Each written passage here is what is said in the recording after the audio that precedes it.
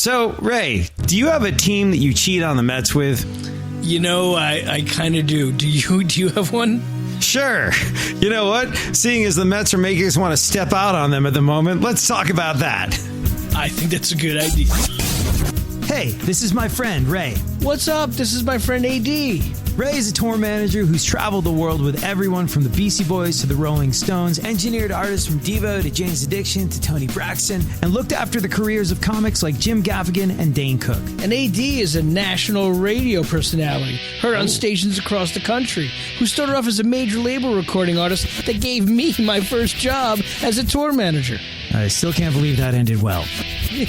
Well, we still talk all the time now, and when we do, it's about music and cooking and baseball, especially our beloved New York Mets. This is Bands, Barbecue, and Baseball. Explain your theory, because this is an interesting one.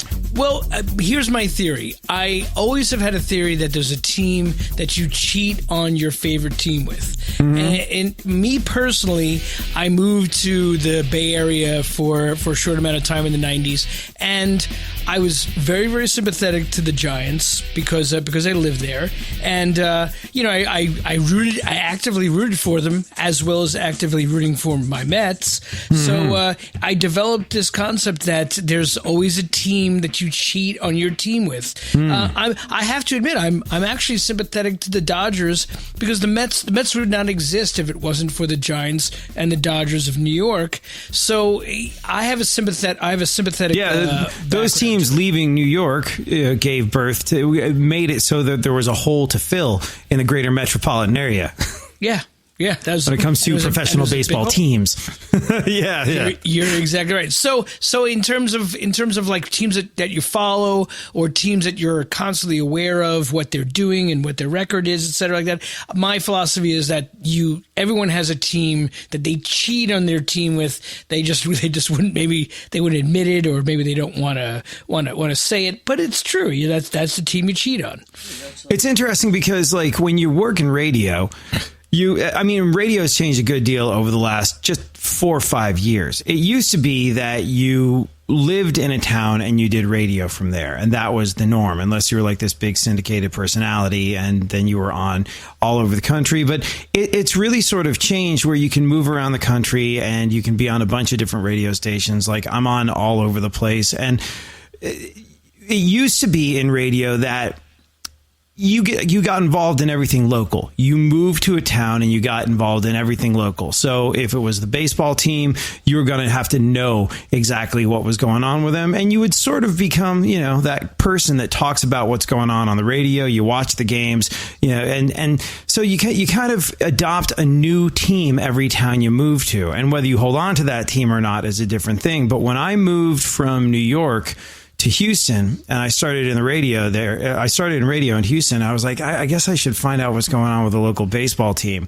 And being a lifelong Mets fan, I turned on local news and saw, and I kid you not, this was the exact words that the announcer used. He said, and in sports, the Astros find a new way to lose. I was like, I found my team. I relate to this very much. I was like, they both wear a lot of orange. They both became a baseball team in the same year. They both sucked. So I found it very easy to become an Astros fan. Like that sort of like die hard. I'm a fan no matter what, even though we're in the absolute basement thing, even though we've got humiliations galore. Like that was something I very much related to. So I found it easy to get emotionally involved with the Astros. And so I guess that would be my backup team. That would be my secondary team. When I made the move to California, I don't know if you listen to me on the radio and you're listening to this podcast, I don't know what stations you listen to me on, but I spent a good deal of time in California on the air in San Diego. I thought for one teeny tiny second I'd be a Padres fan. I just couldn't do it. And I was like, okay, maybe what would my California team be? And I thought perhaps the Angels, what would them being the secondary team in Los Angeles? I was like, maybe my built-in Mets fan can relate to that.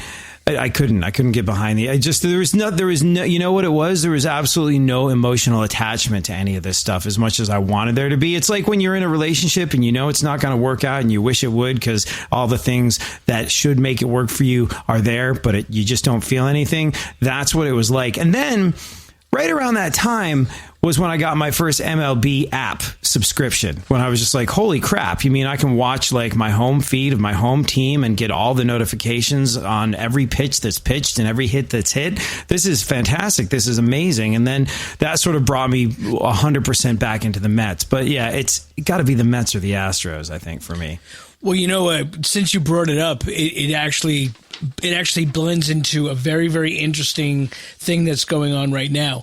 The situation that happened with Albert Pujols and the Angels, and basically. This is a topic that you and I have actually broached in the last several weeks of players coming to the end of their time, whether controlled or whether just it's dealt to them, and what that end is going to be like, and whether they can dictate where and how they'll be, what they'll do at the end of their contract, or if they're able to make some kind of substantial contribution to what's going on. The whole drama of Albert Pujols and the Angels, and now him supposedly signing with the Dodgers, is a really interesting. It's an interesting thing because it plays into so many different dramatic aspects of baseball. Albert Pujols, a Hall of Famer in St. Louis for the first 11 years of his career. In all intents and purposes, was writing his own story as far as what he would be in terms of baseball, and he went after the golden ring in terms of a huge contract with the Angels, came to the Angels, and for all intents and purposes did not have as noteworthy as a career with them throughout his time with them. He built up a lot of animosity with some of their fans that he was kind of just kind of clogging up the system. They signed a humongous deal with him and everything. So the Angels did last week kind of literally cut bait. They said, you know what, we owe him $30 million, but he's clogging up our lineup, and we're just going to let him go. And it robbed him of having any sort of tipping of the hat and kind of like last go around of where the fans really get a chance to give their due diligence to him and give him their honor and everything. But it was expected that maybe the St. Louis Cardinals, who he came up with, who he's a legend with, may have literally said, you know what, come back to us. We'll find something for you. That did not happen whatsoever. That supposedly right now the Dodgers have signed him to come up, and you know what? A team like the Dodgers, who are perennial World Series contenders, they're gonna be there. The drama of Hollywood, the drama of what can be contributed, they're having a hard time right now with a ton of injuries. Maybe Pujols comes in with a whole new drive and creates a whole new storyline of his career in terms of being with the Dodgers and being at the end of his career. And it's actually kind of fascinating that it's happening this way. I don't know if the same level of rivalry exists between the people of Los Angeles proper, the city of Anaheim, as does between the Bronx and Queens. But if there's any kind of spite at work there, I think that's a brilliant move on the part of the Dodgers. Hey, guess what? We're going to pay him $500,000. You're on the hook for the other $29.5 million. All his fans are going to come and see him play in our ballpark. We are going to get the kudos of being the huge team that wanted to do the right thing by a legendary player, while you sons of bitches let him go when he was in the middle of finishing off what could be the final year of his incredible run. Shame on you. We look great doing this. Suck it, people of Anaheim. Suck it. I think that's basically what the Dodgers are saying by signing Pujols.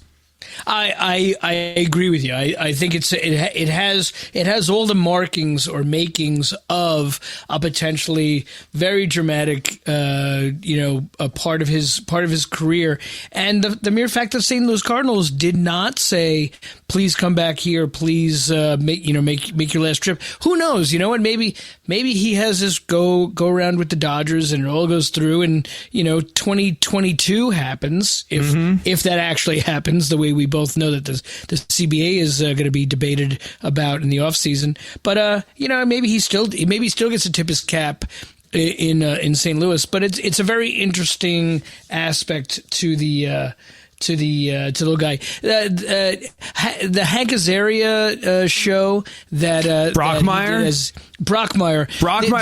Have you been watching that? It is I love it's that. Genius. It's genius from start to finish, and the fact that it's like a huge Mets fan that is playing the lead character, and it is amazing. It's also that is the only thing I have ever seen on my television screen that has made me, for one teeny tiny second, feel sympathetic feelings toward Joe Buck. I saw Joe Buck in that, and I was like, I didn't hate that. It was all right. Okay, good job. It's very true. It's got all those. It's got the empathy. It's got the sorrow.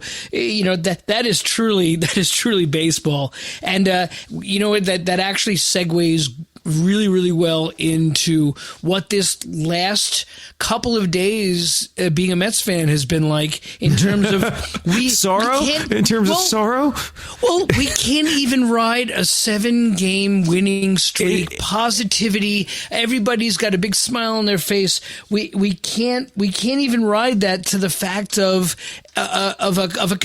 any continuity of any continuation of that. Like when we dropped that first game, and you know what? Who's the guy that who's the Rays ace? What's his face? The guy with the long hair. Glasnow. Yeah. Tyler Glasnow. You got to say it that way. Glasnow. Yeah, Tyler Glasnow. Damn it. Damn you, Glasnow. Like when he came out and did what he did the first game of the series, I was like, fair enough. I mean, he's brilliant. He is, I think he is one of those pitchers where if he keeps his stuff together and he stays healthy and does all the right things, he's one of those people where you look at him and go, that could wind up being a Hall of Fame pitcher. So no. Except that he was on his way to a DeGrom type of fantastic performance and not getting rewarded for it. He was pitching fantastic, but the Mets had a legitimate 2-0 lead. David Robertson was pitching the game of his absolute career.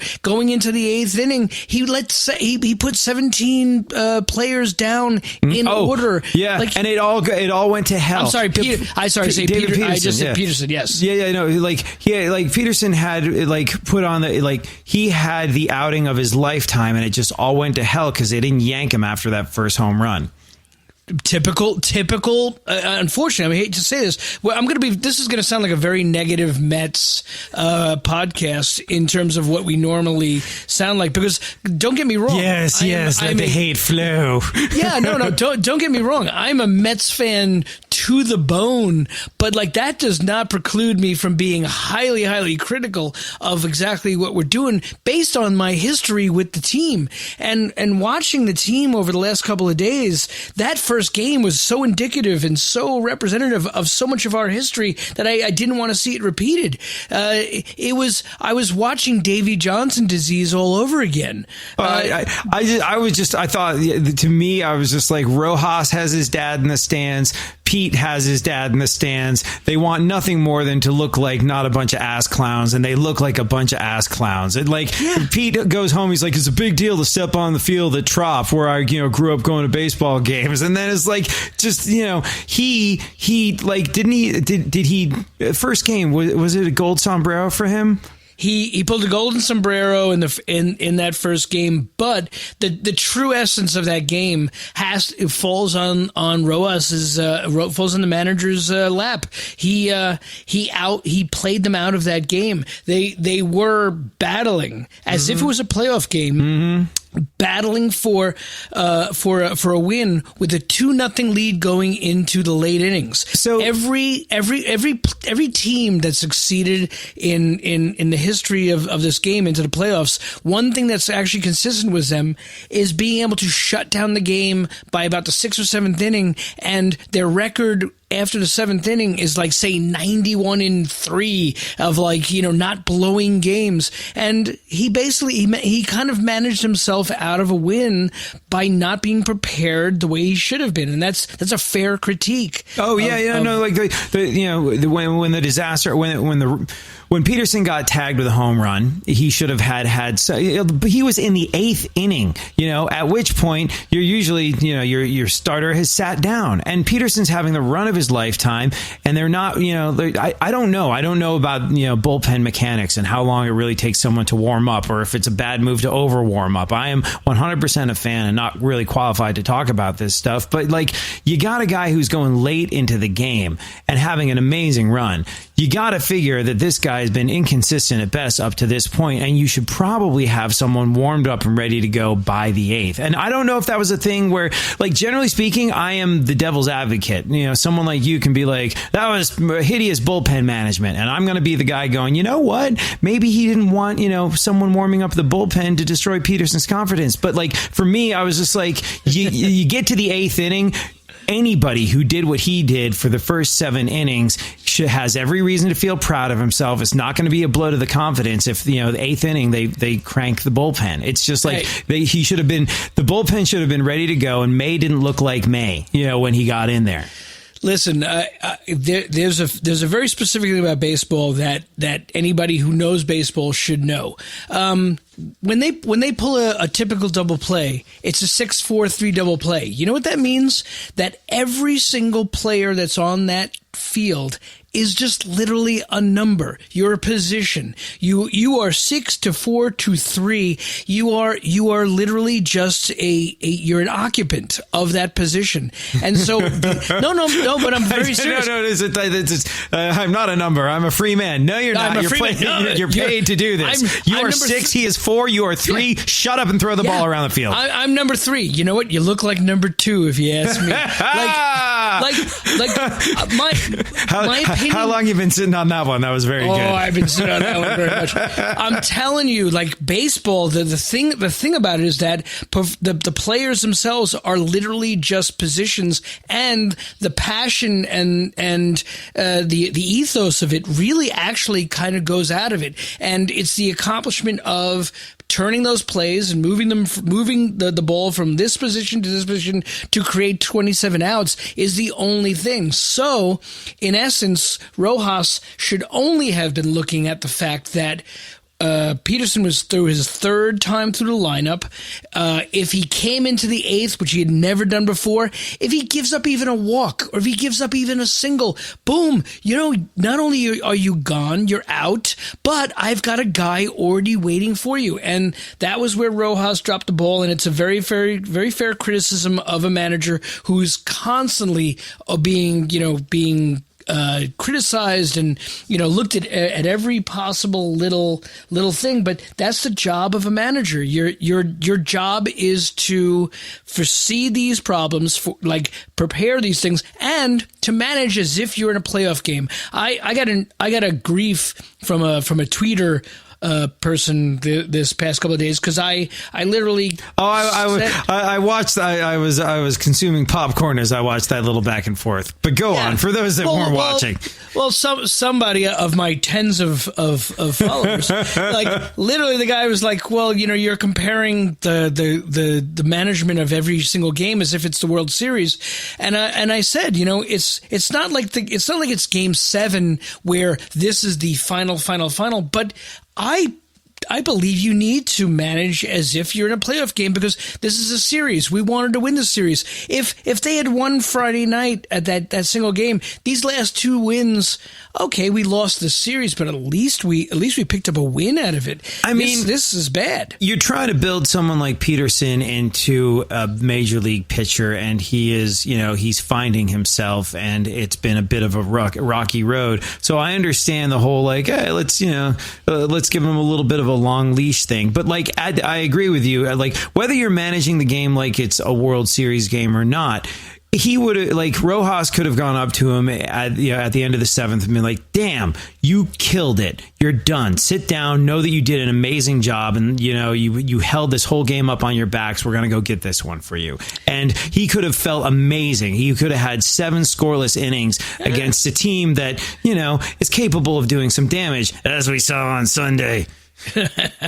Well, that is exactly why, as a Met fan, I can refer to actual historical references that prove my point. This is what I call Davy Johnson disease. Davy Johnson in the 88 playoffs against the Dodgers left Dwight Gooden, his best pitcher, but that best pitcher coming into the late innings of the game was brought back into the inning, and instead he gave up a walk and then a single. And right there and then, that should have been I got to get him out of here. This is time to win the game. It's the playoffs. And Davy Johnson left Dwight Gooden in. Mike Scioscia came up, hit a home run. They beat us. We lost the playoffs. The Dodgers won the World Series in 88. And I refer to that as Davy Johnson disease, the same way that Terry Collins fell trapped to that in 2015. It is the great struggle of a manager knowing when your pitcher's done, I think. Because if you look at the humiliations galore that have been heaped upon the Mets, more than a couple of them have to do with a manager not knowing when their pitcher's out of gas. You're very right. It's like, and look, you can say Rojas is, whatever. He's like 39, 40 years old. In management years, when you got like Dusty Baker kicking around, who's 2 years younger than God, still killing it as a manager, he's very young in manager years. So you could look at it and go, it's a rookie mistake. Well, it's a very similar mistake to the one Terry Collins made when he was, kicking it with Father Time in 2015. So and all respect to Rojas in terms of his family pedigree. His father, Felipe Alou, is a legend in baseball. He has the pedigree of a family that's bled baseball their entire life. So I want to be sympathetic to him, but going to the next level of being a manager that's going to take a team to the playoffs and World Series is a whole different thing. And I understand the criticisms that Rojas has got early in this season about his in-game management, and that has befallen several of the managers before. Willie Randolph was criticized like ruthlessly about his in-game decisions. Terry Collins was, like Jerry Manuel. Mickey Callaway, but as it turns out, it was only because Mickey Callaway was too busy texting pictures of his junk to reporters to focus on when his pitcher was running out of gas. Hey, look, somebody's got to do something after the game. We're all going to meet at the bar at the hotel, so something's going to happen. No, I kid. Me personally, I think the criticisms of Rojas these last couple of days are very warranted. I don't want to call for his head on a pike just yet, but honestly, the Mets are 2 games over 500 right now. I consider that to not be acceptable. I look at the Yankees who have been struggling, and you know what? They're 4 games over 500. Like, the Yankees very well in the next 2 weeks may very well still be kind of struggling, but I bet their record is several games over 500. The Mets' philosophy has to be that anywhere near 500 is simply not acceptable. And a team that's going to win 90 plus wins in the course of a season to go to the playoffs, it's a lot more dedication than this. Which brings me to my next topic, which was, I had a little bit of an issue that I wasn't sure how to feel about it. The Mets had just won 7 games in a row. They were all very, very positive. They're at home. They're loose. They're fun. And they went out on the field at Citi Field all dressed in swimsuits and inflatable things, as if they were going on a summer vacation. As if they were going on a summer vacation to the beach, because now we're heading to Florida. And you know what? You went to Florida and you got your ass kicked in 3 games. To me, is that the most professional, like, my team really wants to win attitude? Or did they kind of take things for granted and showed up in Florida with a little half-assed kind of attitude? And I don't want to, I'm trying to be, like, flexible about it, that I do like a loose team, but not loose to the point where they don't care whether they win. And they had a bit of an attitude showing that they didn't care whether they won. That's a tough one, because you could point to they were going through such a, like, everything was awful for them before they had that 7-game winning streak. And everyone can point to the introduction of Donnie Stevenson and the guys loosening up and having a laugh and having fun playing baseball as what led to that 7-game winning streak. I think they were very serious. They were very down on themselves. Like the post-show interviews were them all going, "This is unacceptable. I don't know what's happening. This is unacceptable. It's not good." McCann especially was really, really hard on himself. And McCann. What am I talking? Yes, McCann. No, McCann. Yeah, McCann right now. Hopefully Mick later, but not Mick right now. Not Mick now, but I equate, and I saw you getting mad about that on Twitter too, and I was like, I totally get where he's coming from, but I equate that to knowing when to yank the starting pitcher. It's a very delicate balance, because they were too serious, they were down in the dumps, they were losing, they were overthinking everything, they were sucking, and they were so in their own heads, and they needed to get out of their own heads, and they did, and they started winning, and I think some instincts started kicking in. So they probably went, what would really help the instinct kick in and, help us stay out of our heads and help us stop overthinking things? Rubber rings. That would be great. Let's get on some swimwear and let's take a bunch of silly pictures. We're the Mets. We're having fun. 7-game winning streak. We're off to Florida to continue that. There is an aspect of that I completely love, but you are pros. You want to be the best of the best.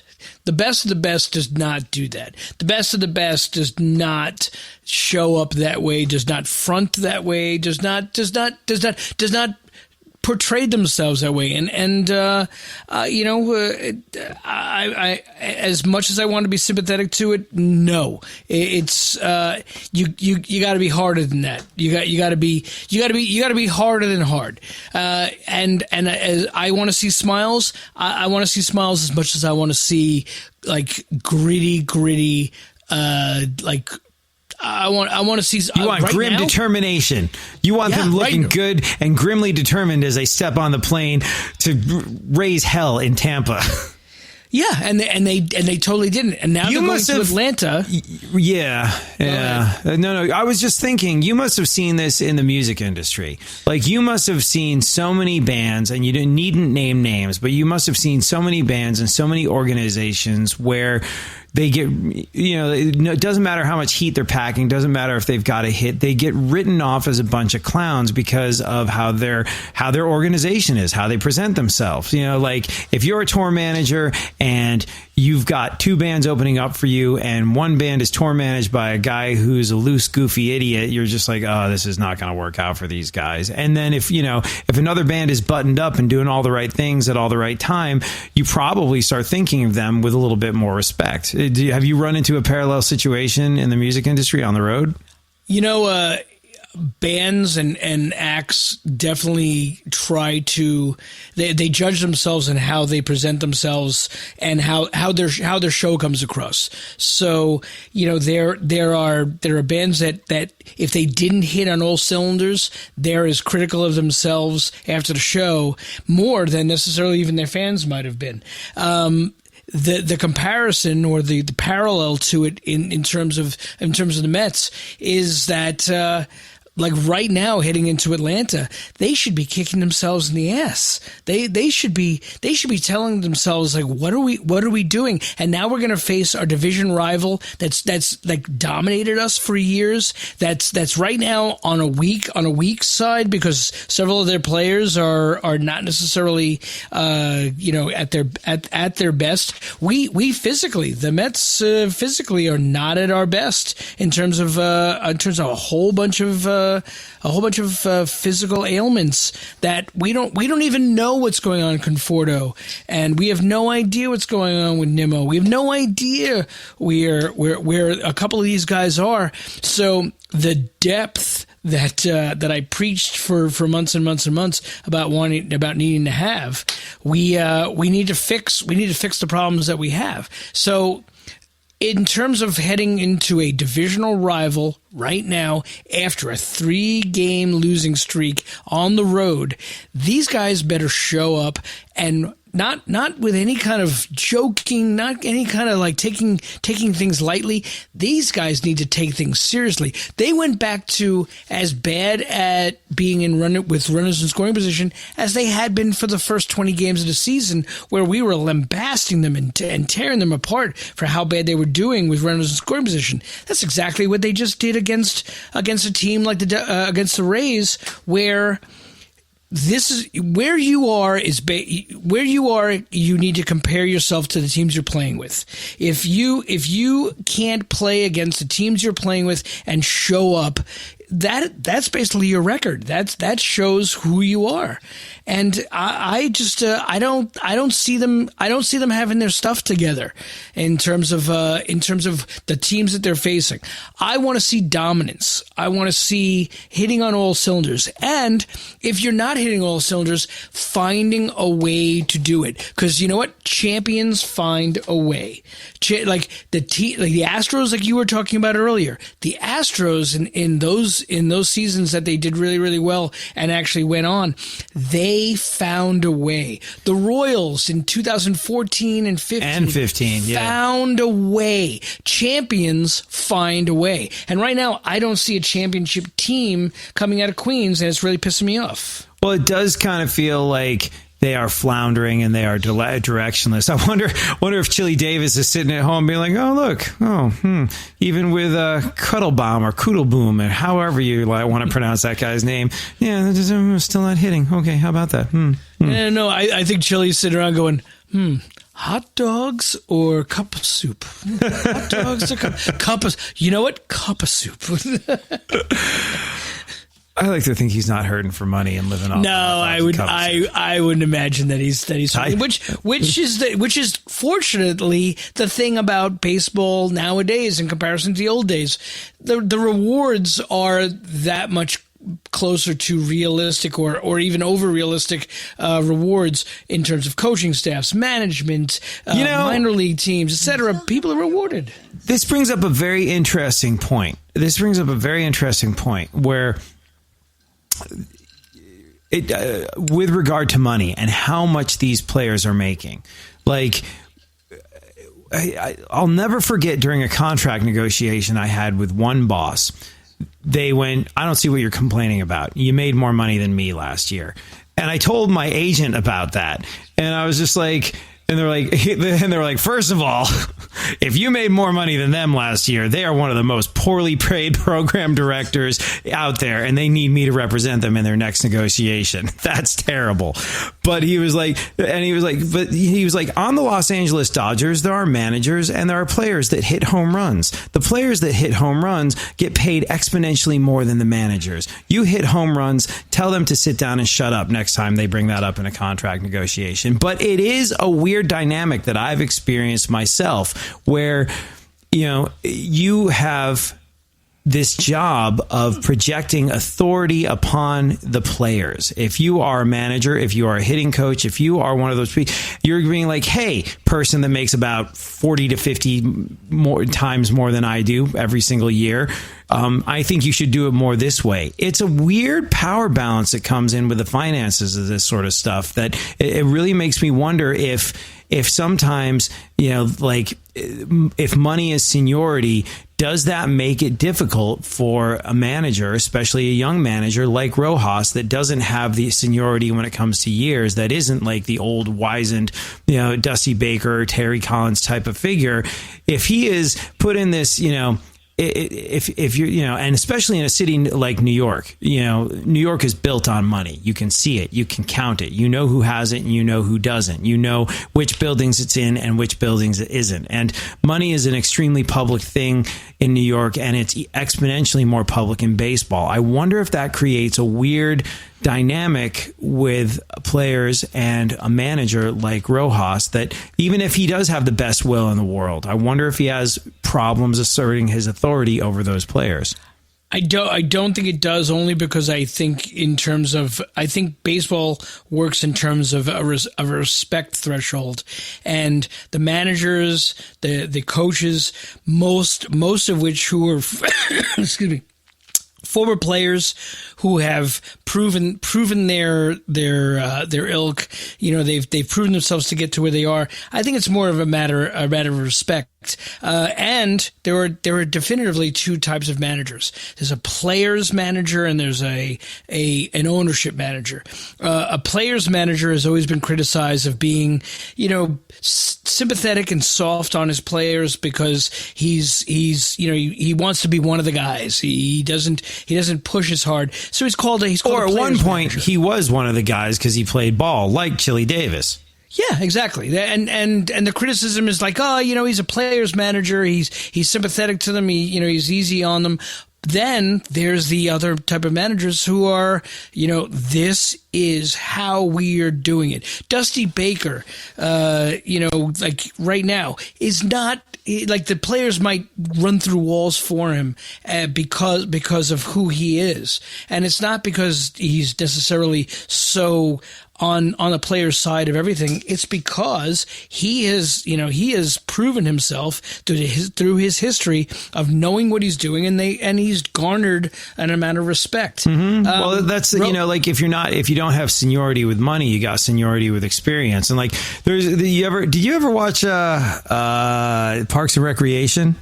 Yes. Where there's an amazing scene where Ron Swanson is in a Home Depot or something like that, and some guy comes up to him and says, "Hey, can I help you?" And he was like, "I know more than you," and then just went about his business. Like, Dusty Baker could be like, "You're going to do it this way," and I say so because I know more than you. Another musical parallel. This is.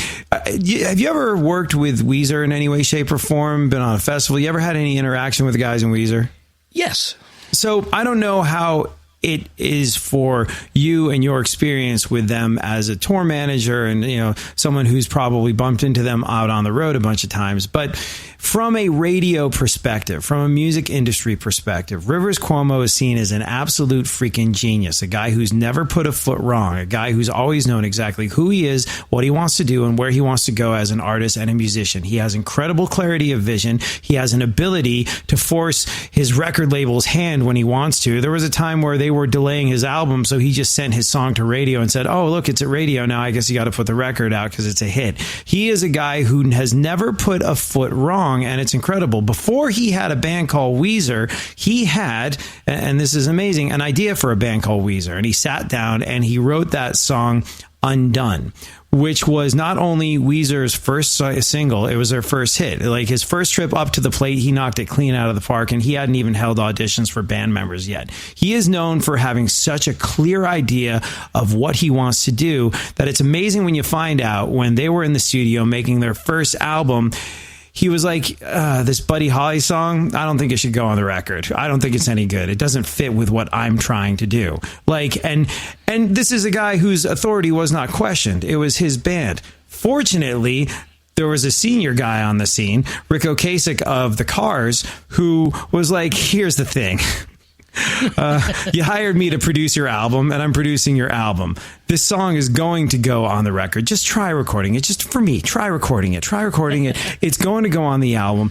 It's going to change your life and the lives of your band members." And not only am I saying this as your producer, I'm saying this as Rick freaking Ocasek of the Cars. It's going on the record. And as it turns out, Rick was right. And, I think someone like Dusty Baker comes with that unquestionable authority where no matter how talented you are, no matter how right you are 99% of the time, the way Rivers Cuomo is, you get the right person saying, "I know more than you," and you're going to eat it and take it. And I just don't think Rojas has that yet. And I don't know if he's able to effectively lead a bunch of people that are flamethrowers. I mean, like Pete Alonso is, destined for the Hall of Fame. Jacob deGrom is destined for the Hall of Fame. The guy, you have so many incredible and expensive players on your team.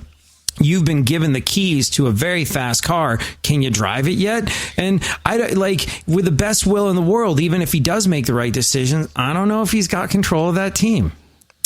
I will liken it this way. I do not want the pilot of my plane to be learning how to be a pilot in the middle, in air. So Rojas, all due respect to his family pedigree, to his history in baseball, I believe that he can and will make a very good manager. You're absolutely right that maybe at this time, and it will completely depend upon where the Mets are, I would say even by the All-Star break. The All-Star break is a month and a half away from now. If this team is not in a commanding position at the All-Star break, I would believe that he may very well be in the hot seat, but his ass might be in the jackpot. Maybe, but who is there to come in that can and will do that?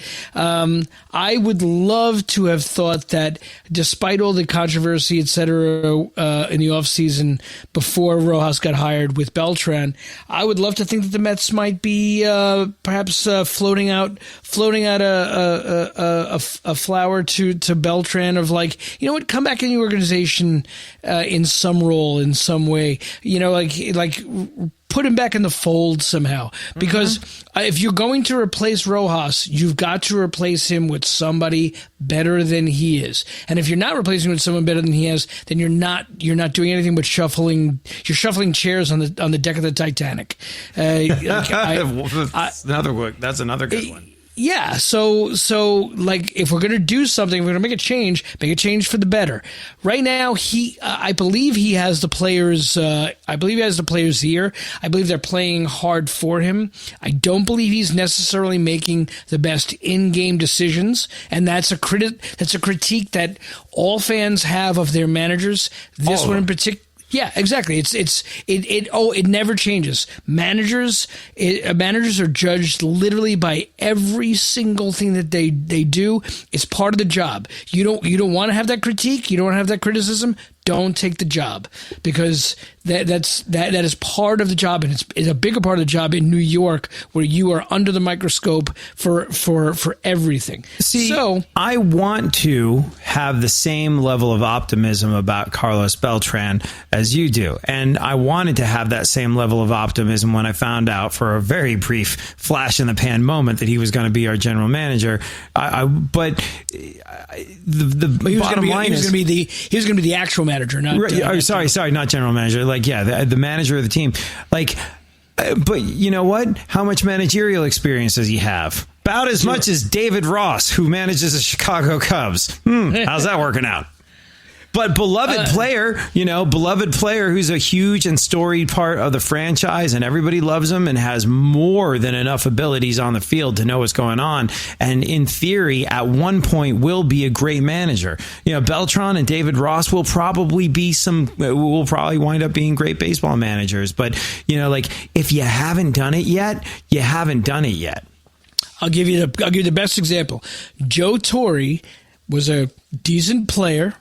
Went and became a manager. He managed in New York for the Mets and didn't do such a great job. He managed in Atlanta, did not do such a great job. He had a couple of managerial jobs and almost didn't have another one. And then all of a sudden, George Steinbrenner gave him the job of the New York Yankees manager, and he won 5 World Series. He's now in the Hall of Fame as a Hall of Fame manager. He didn't do such a great job in the other jobs that he had, but those were leading up to his situational possibility that he took well advantage of. Rojas might literally just be the same kind of thing of maybe this is not the exact scenario and situation that's best for you, but you've got a lot of great stuff coming in the future for you. Yeah. It might just happen.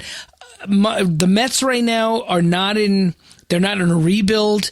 They're not in like let's just see what happens. They are in a mode of right now. We got Jacob deGrom, one of the best pitchers in the history of the game, at the top of his game. We have players like Syndergaard and Carrasco and et cetera, all coming back. The Mets are right now set to strike while the iron is hot. The division is not turning out so great. So we could actually, win 90 wins in this division and win this division. With all our foibles, we're still in first place. Yeah, we got swept in the last series and we're still in first place. And not handily, but on paper the Mets are good, but it was interesting. What I can't remember if Keith Hernandez said it or if Gary Cohen said it, but after we got swept on Sunday, they're like, wow, that 7-game winning streak is ancient history. It's so far in the rear view now. It does not matter because all the momentum that was built up, and these were not close situations. For the first 7 innings of the first game, that was a close situation. But the rest of it was just they're losing for one very simple reason. They kind of suck. Now, here's what's interesting. Everybody kind of sucks at the moment. You have, pitchers pitching at a level that is making everyone's offense look bad. Even a team that on paper should be amazing, like the Dodgers are, you've got Dodgers fans and team members pulling their hair out. You got Bauer going, man, we suck. I didn't come to this town to play on a team that plays like this. By the way, how much of a bullet did we dodge there? That can't exactly be awesome for the clubhouse morale, can it? But, so you've got all these teams that on paper should be lights out. They should be throwing fire every single night. And it's so inconsistent, and so much of the inconsistency comes from the fact that offenses can't get going. There's all these balls that should be going out of the park, but they're just landing on the warning track and reach of the center fielder. And it's not making for awesome baseball. And it's making for every fan and every manager and probably every player on every team to be going, I think we suck, but I'm not sure. I go back to that one tweet that I saw, the Mets, who may or may not good, the Mets, who may or may not be good, won a baseball game. We love it when that happens. I think everyone's in that thing where they don't know if they're good or not. And when you see what happened in Tampa, you're left going, okay, either, we're really inconsistent and that's not good enough to get us there. And the 7-game winning streak was us getting lucky against some lousy teams. I mean, we shouldn't be surprised that we sweep the Orioles, that shouldn't be a surprise. That's great, but it's not oh my God, I can't believe we did that.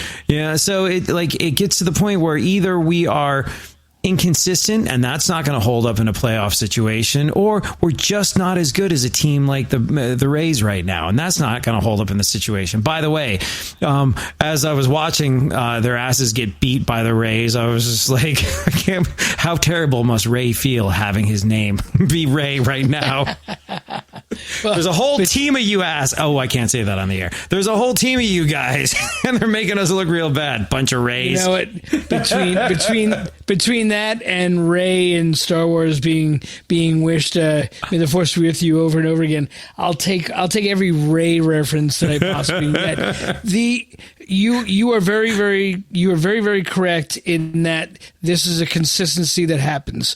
You are judged by how you do against other teams. So my critique of my favorite team, my critique of the Mets, is that if you want to consider yourselves an upper echelon team or a team that's going to battle into the playoffs, right now, I do not believe they are showing their best, not only in terms of their on-field performance.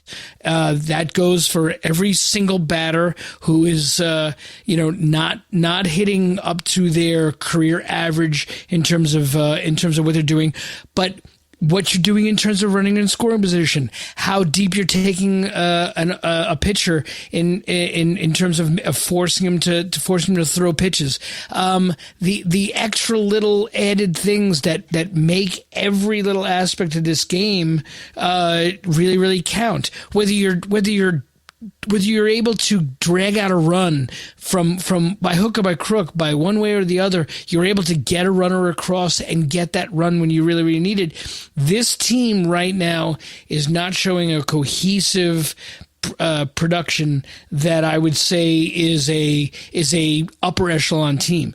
And yes, we're in first place. Fantastic. We're in first place by It's amazing how you can be in first place and feel like you're lost at the same time. Or look like you're lost at the same time. We're in first place by matter of record of how many games we've played.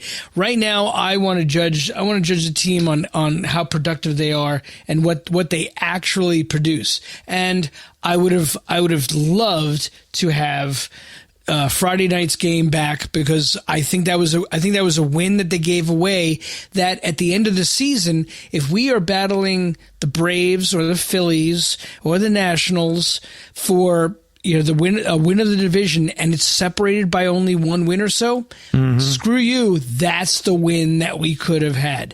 And whether it takes place in April, May, June, July, or August, it's, that's the win that you gave back, that you gave away. It's like being in a game and making a mistake and giving a team 4 outs in an inning. Traditionally, if you give a team 4 outs, they score on you. They take advantage of your weakness.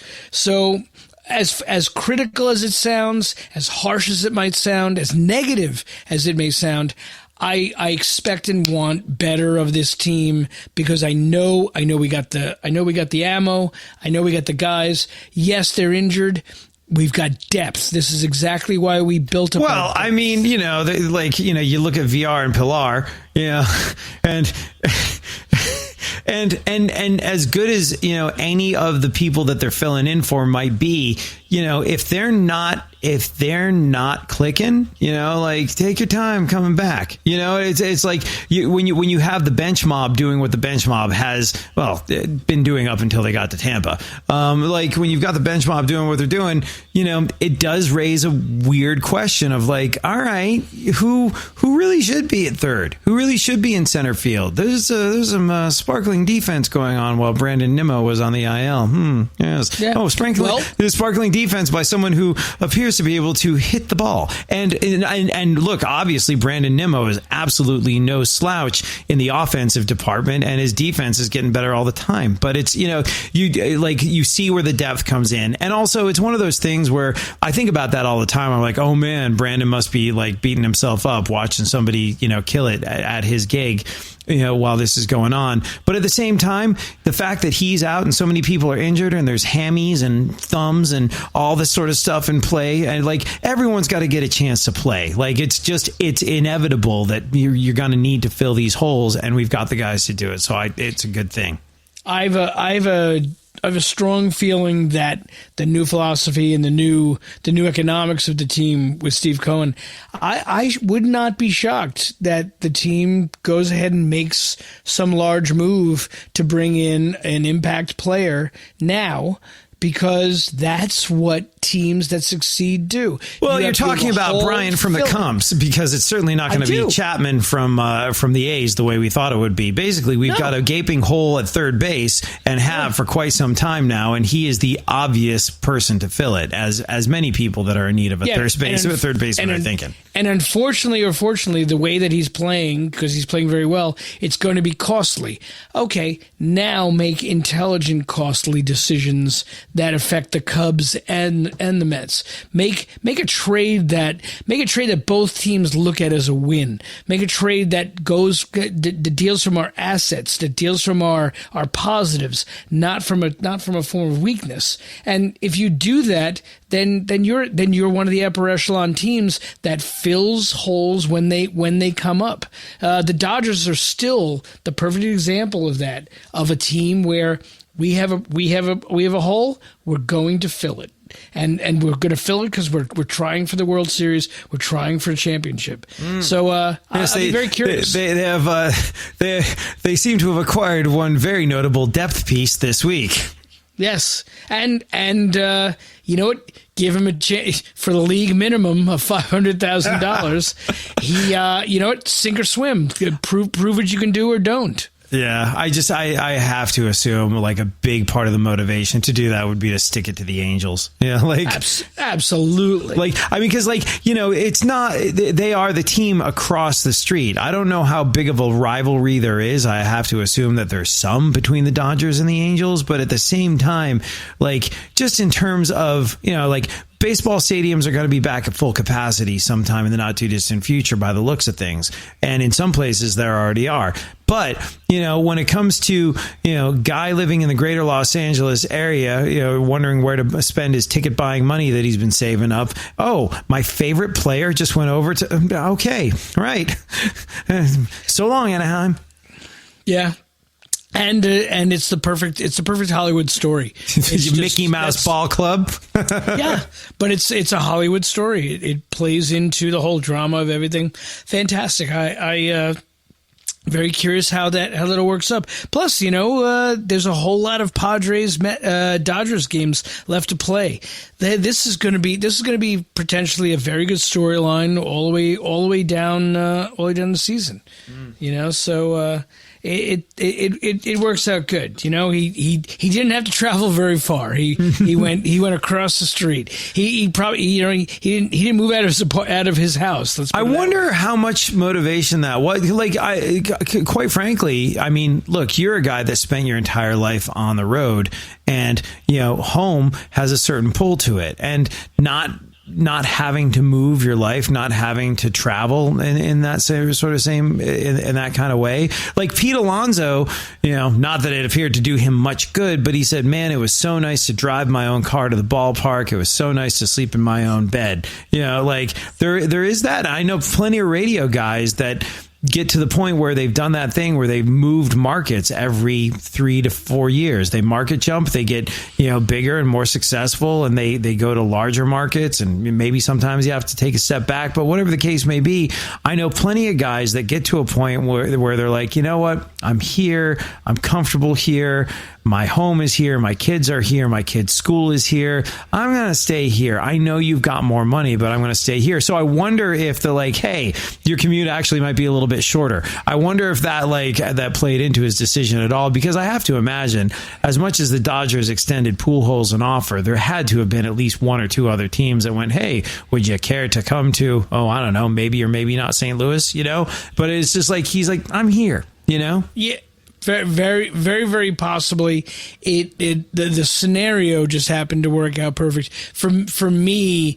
Literally, like COVID aside, the fact that I've spent this much time with my wife and at home with my puppy dogs and everything like that is the only thing I could look at, like the last year and COVID and everything like that, as a positive. So for Pujols, you know, it's a great storyline. It really is. So I hope him the absolute best. Like he's a legend.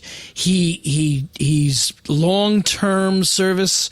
You know, he's done it forever. He will go down in the Hall of Fame and in history as one of the best. So he didn't get to dictate his ending, but let's see how his ending goes.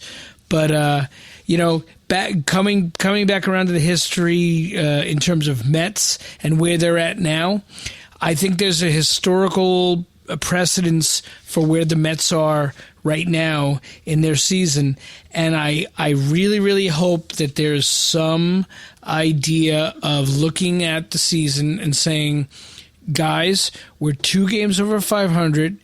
We were getting kind of cocky, but the fact that we had a 7-game winning streak, etc., that's great. I want to see them put their nose to the grindstone. I want to see such a battle these next couple of games against Atlanta, because there is no bigger rival for the Mets than the Atlanta Braves. And we are now coming into Atlanta. Both teams are struggling with a lot of injuries.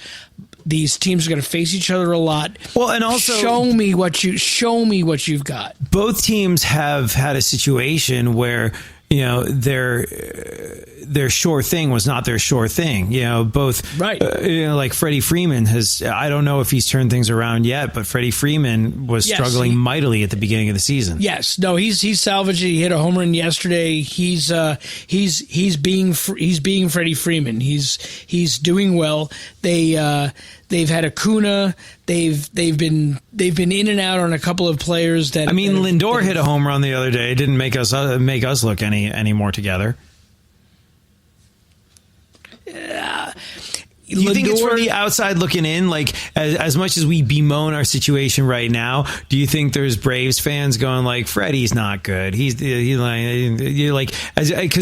Lindor turned things around. He started looking like the Lindor that was on the price tag, and that was great. And then we lose 3 games in a row to the Tampa Bay Rays, and in one of those games he hits a home run, and we're objectively so mired in our pain that we're just like, Lindor sucks. He just hit a home run. No, there's no way the criticism that Lindor is facing in New York, then there's no comparison to what. Well, that's because Freddie Freeman is tenured and they love him in Atlanta. He could it's the difference between New York and Atlanta. It's the difference between shooting a bullet and throwing a bullet. There are two different existences. New York is a completely different aspect than Atlanta is. Atlanta will sit around and make their little Indian chops. No, they're crap. Their knowledge of the game is not very, very good. They've been lucked out over the last 20 years of having all these successful teams,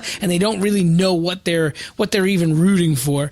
So Freddie Freeman, he's doing well. He receives nowhere near the criticism that, say, a Lindor receives in New York. Or I guess, if I'm thinking about it, a Pete Alonso receives in New York. Exactly. Yeah, the goodwill from Pete Alonso's rookie season has officially run out. People have expectations now. Okay, but now you got to go do it. You want to be in the big pool? You want to be a big boy? Like this is put your big boy pants on. You are now a celebrity star in New York. Think I saw after, I don't know if it was the first at bat or the second at bat in that first game in Tampa where he's in his home, and I noticed the camera focusing on him.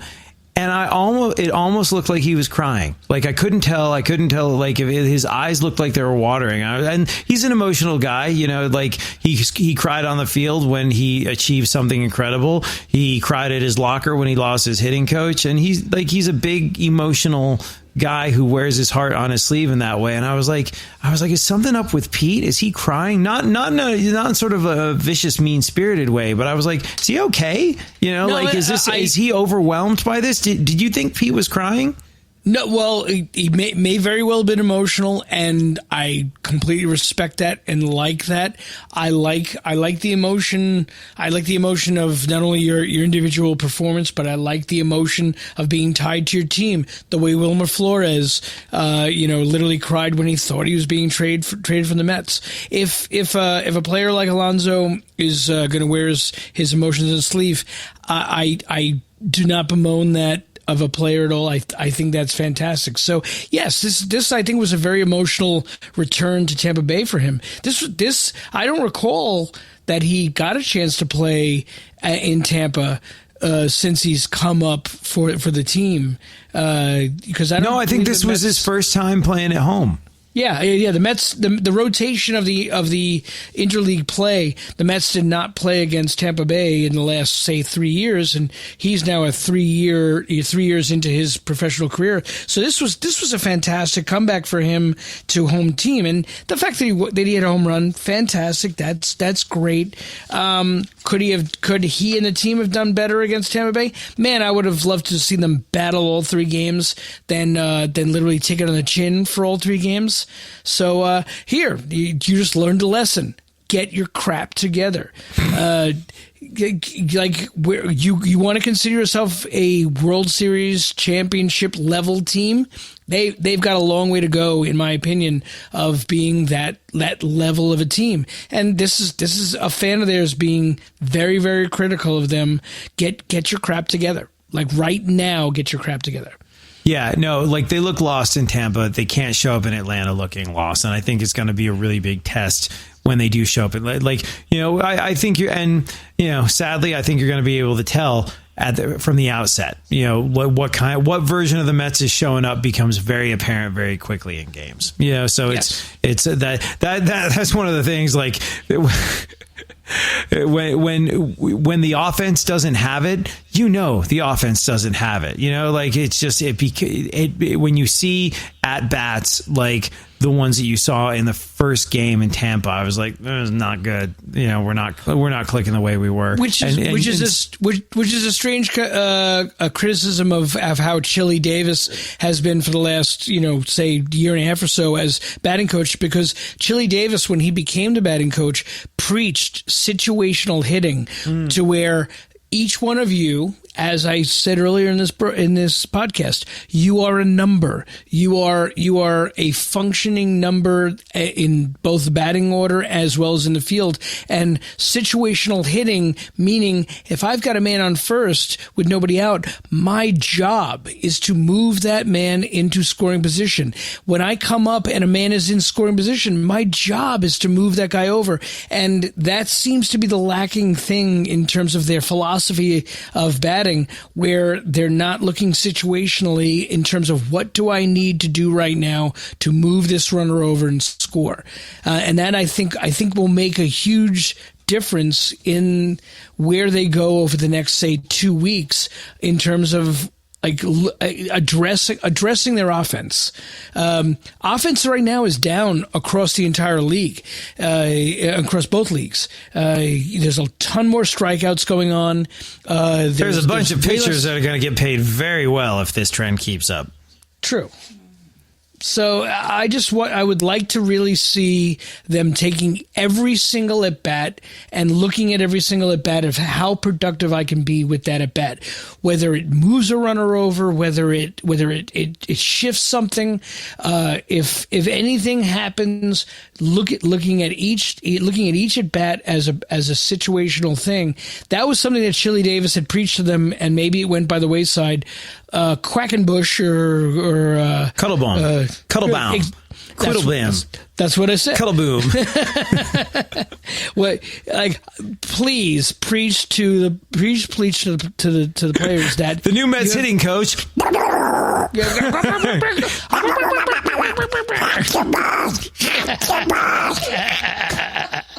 Exactly. It's like make every time you're at bat productive. I tell you, the new Mets hitting coach wasn't all he quacked up to be over the weekend.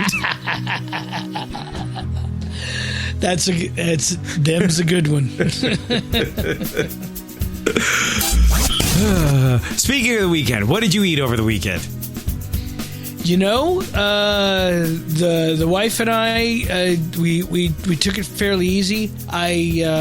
We definitely blew out the tri-tips over the last couple of weekends, and we actually went a really nice stir fry, a really nice stir fry, veggies and chicken. Actually, tofu, which is not my wife's favorite, but I prepared it in a way that I thought was at least amenable to her, and topped it off with she and I are both a big fan of you're yada-yadaing the best part. How do you make tofu amenable? Because that's been a lifelong struggle for me. Well, because it will taste like however you cook it. Take care of how you cook it. So if you're frying it with flavors such as garlic and other very strong flavors, it will attain those flavors. It's a blank canvas. It's meant to kind of taste with whatever you're making with. So we took it very basic. We made a nice veggie stir fry with a couple of things, and it came out awesome. It was delish. It's so interesting. How about you? You're so interesting. You should say that, because you ever use any of those, and really these should be people sponsoring the podcast. You ever use any of those meal preparation kits? You might be a little too proud to do something like that because you are a much more seasoned person in the kitchen than I am. But you ever gone with this weekend it was Blue Apron. You ever tried that? No, but to be honest with you, like almost anything you buy from the supermarket, they they kind of walk you through several different ways. So like, so this is what go on.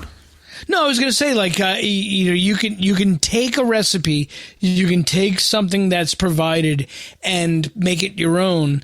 But there is a template there. There is a kind of walking through. Freshly and other things like that will kind of provide. They'll provide for you and say, here's a whole bunch of elements, and take a look at this. I like the randomness of recipes. I love just literally tossing up recipes on the internet and just being like, what is this? How has this person prepared this? Or what did this person think of this? And there's usually very, very cool variants and variables that at least make them very, very cool.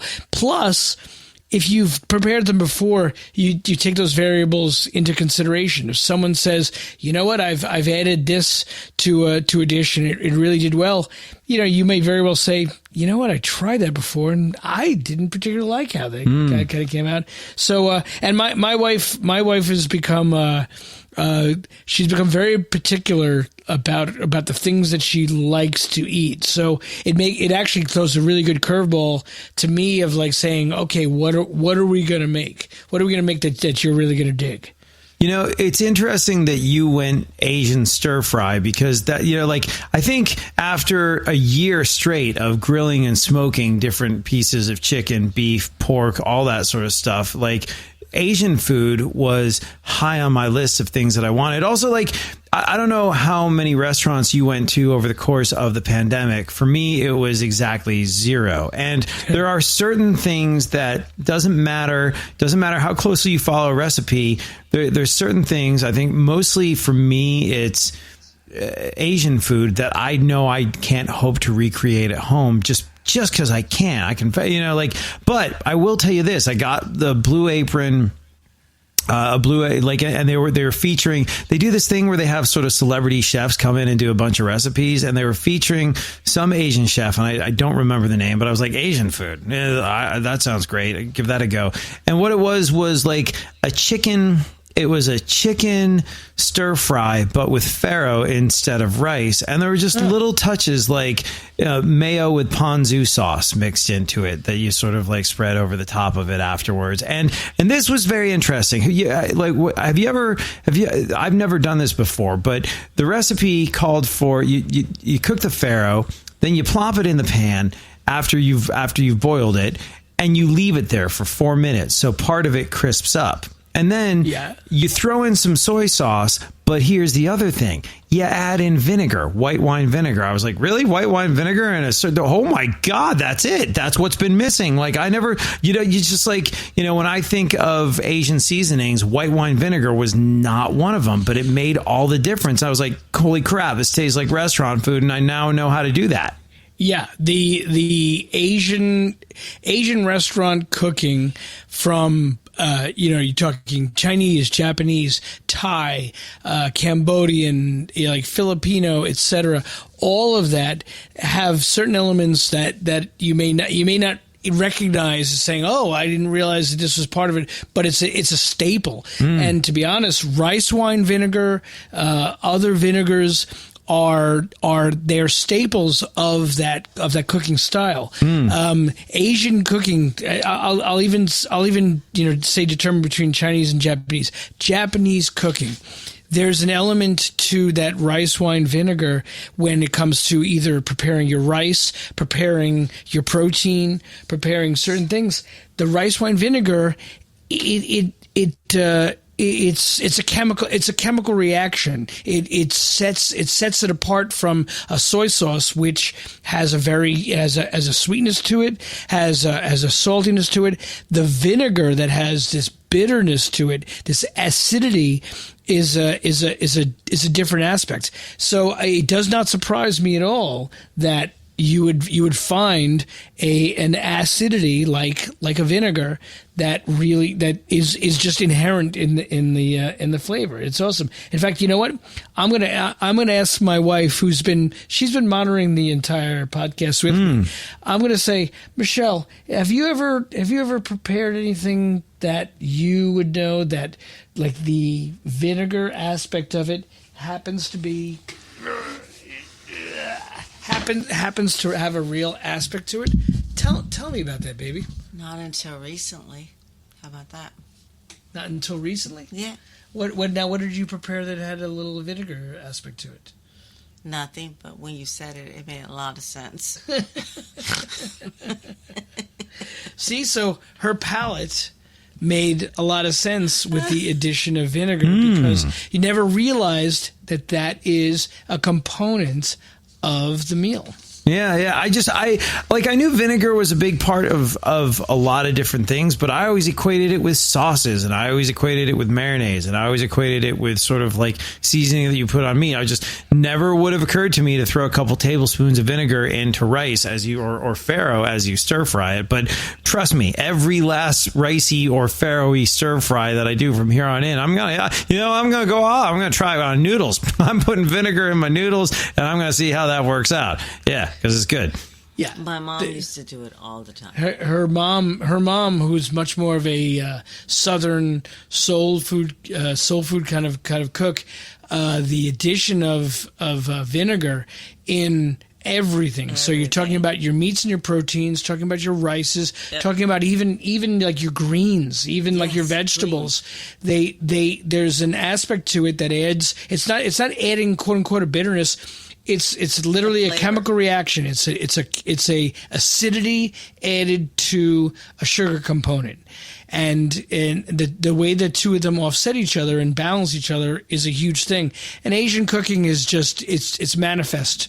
It's a manifest of that balance. Very interesting. Well, I think we're all going to be cooking with a lot more vinegar from here on in. And hopefully the freaking Mets will be cooking with a significant amount of gas when they hit Atlanta. Yeah, damn right. Like, let's go into Atlanta and erase this entire weekend. I saw so many critiques and criticisms of legitimate Mets fans. And I'm saying it that way because everyone that I pay attention to on the Twitter of all these different aspects of Mets fans and Mets bloggers and Mets actually beat writers, etc. like that.